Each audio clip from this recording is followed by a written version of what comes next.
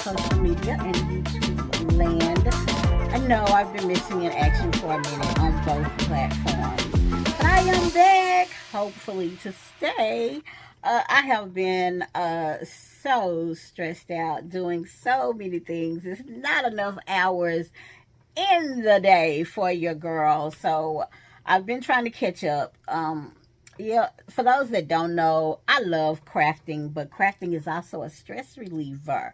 And so I've been doing a lot of crafting here lately. Like this is one of my t-shirts that I have done, and these are some of my bracelets that I've done. But I'm also a writer or a publisher. I'm not a writer, but I will be an author soon.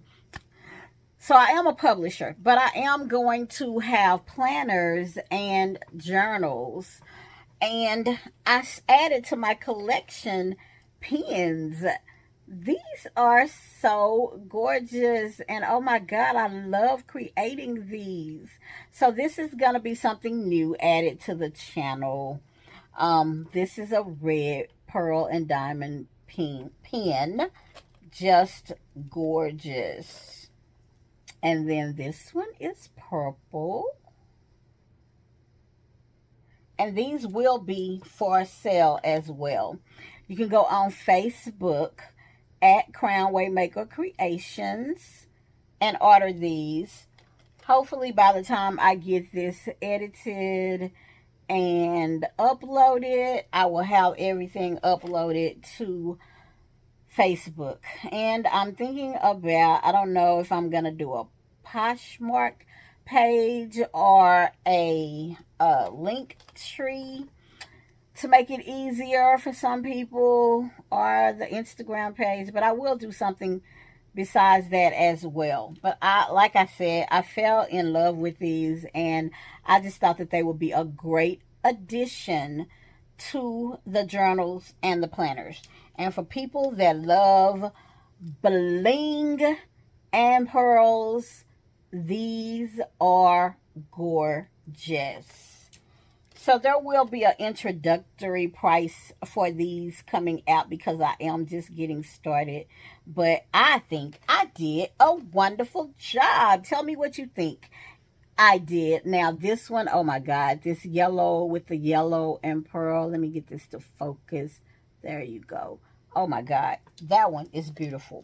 Now my thing with anything that I create is selling it, because I want everything that I create, because I think everything looks good and I want it all.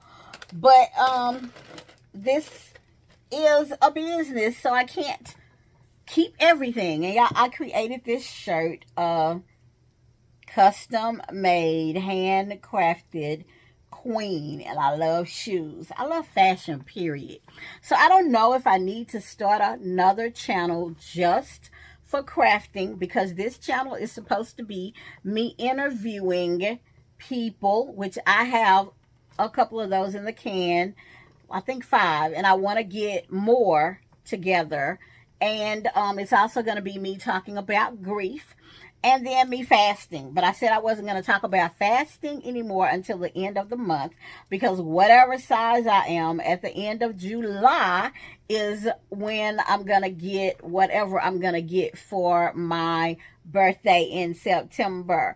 Libra season is coming really soon. Yay! So all of y'all, I think it's Cancer season now, and then Leo, I think, is coming up, and then Virgo, and then those Libras will be coming, and I'll be celebrating because it's a milestone birthday. And I think I will talk a little bit about the grief and a little bit of why I've been stressing about this milestone birthday. And this is really a vulnerable, transparent moment video. I lost my mom when she was 60 years old, and I am about to turn 60 in September. I didn't even know if I was going to make it. That's how my mind was going. Now, I do know that I have some issues that I need to go and get checked out, but nothing that I hope and I pray is terminally for me. But the fact that I lost my mom at such a young age, 60 years old, and then this birthday was coming up for me at 60, and I'm like, okay, I don't know how I feel about this, and I know my mom had cancer. So I know that is what took her out. But like I've told y'all, I have some issues that I know that I need to go and take care of. And then this menopause stuff is no joke as well. So I've been stressing about lots of things, but I think I've been doing better. But the intermittent fasting, I am going to just do what I do with that. I do feel better and I can function better when I eat afternoon, nothing early in the morning like I used to do. And I'm trying, and I like I said, I need to go on and break down and go to this doctor and figure out what I need to eat and how much protein and things that I need to have, but also breaking things up. But as far as this grief moment thing, you never know when grief is going to hit you. And I'm going to have a grief journal that will be coming out soon as well. But the first journals will be affirmation journals and goal journals. And that grief journal, though, will help you along the way in dealing with those 5 stages of grief, because in an earlier video, I think I've said to you guys that I didn't believe in those stages of grief. And some people say there's 7 and some people say there's 8. But I do know that I went through all 5 of them. And I think that I can say that I accepted it, but I don't know that I've really accepted it. But all of those stages were real for me. And the anger one, I never thought that I would be, but I was. And it took a long time. And you just never know what will trigger you. But like I said, you have to really learn who you are and know your body. Because I'm going through menopause as well. I don't know. Sometimes a person might not know if it's menopause or if you're really triggered by something that just happened, because sometimes a song can trigger me, sometimes a movie can trigger me, sometimes just reading something can trigger me, because I think about my mom in so many different instances. And when I see people being disrespectful to their moms, and when I hear people always blaming their moms for everything, I can't relate to none of the things that they're talking about. And I'm not saying that their experiences aren't real with what they had to deal with. It's just, I can't deal with that. And because I lost my mom, I think that it's really disrespectful and wrong for people to get on here and just bash their moms. And like I said, I'm prejudiced to that because I had a wonderful mom. Now, she wasn't perfect. I don't think there's any perfect person, but she was perfect for me and my family. And anyway, just somebody to get that kind of unconditional love. But I know there are some parents out there that might be bad or horrible. And then I just think that we need to give people grace, and we need to learn from how we grew up. If a parent has treated you badly, if you need to go talk to somebody or go within, because honestly, y'all, a therapist can only tell you what you tell them. So if you're not honest with yourself and you tell them something, they're telling you or answering what you've told them. So it's up to you to be real and transparent and know that. And some things you gotta wanna change. You gotta wanna change, and if you don't want to change it, it's not going to happen. But we also need to learn how to forgive people. Some things some people say is unforgivable. I have seen some parents be horrible to their children. Now that I can say. But I've also talked to those parents and told those parents when I witnessed what they were doing that I thought that it was wrong. But again, I'm on the outside looking in. I don't know what happens on a daily basis. All I saw was what you did just then, and that wasn't the right thing to do. That's what I say. But I try not to give unsolicited advice to anybody. I try to pose my questions and my thoughts to people to make them think about how and what they did and said, and how their body language and how their tone. And I know there's a whole discussion out there about tone, the tone police, and probably even body language police. But we have to learn how to, if it's really, well, I ain't gonna say that, because I guess I'm one of those too. You can't come yelling at me and expect me to understand something. And I think parents need to not yell at their kids all the time if you want them to get something. If you want something done, you have to show people that you care about them, genuinely care about them. And children know when you care about them and when you have their best interests at heart. So you can't go to people being fake.